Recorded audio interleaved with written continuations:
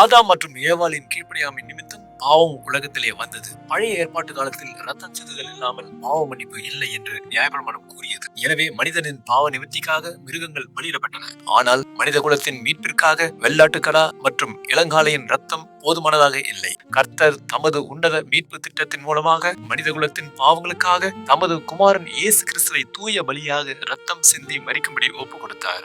எல்லாரும் பாவம் செய்து தேவ மகிமையை இழந்தனர். எவனுடைய மீறுதல் மன்னிக்கப்பட்டதோ, எவனுடைய பாவம் மூடப்பட்டதோ, எவனுடைய அக்கிரமத்தை கர்த்தர் எண்ணாதிருக்கிறாரோ அவன் பாக்கியவான் என்று வேதம் கூறுகிறது. நாம் சிலுவையை பார்க்கும் போதெல்லாம் நாம் நினைவு கூற வேண்டியது என்னவென்றால், அந்த சிலுவையில் நான் தொங்கியிருக்க வேண்டும். ஆனால் எனக்கு பதிலாக இயேசு கிறிஸ்து எனது பாவம், சாபம், அவமானம், நிந்தை, துன்பம், வேதனை எல்லாவற்றையும் தன் மீது ஏற்றுக்கொண்டு சிலுவையில் தொங்கினார் என்பதே. பிதாவாகிய தேவன் பாவம் அறியாத இயேசு கிறிஸ்துவை நமக்காக பாவமாக்கினார். இயேசு கிறிஸ்து ஒருவரே பாவ மன்னிப்பு தந்து ஒரு மனிதனை புது சிருஷ்டியாய் மாற்ற வல்லவர். ஆமென்.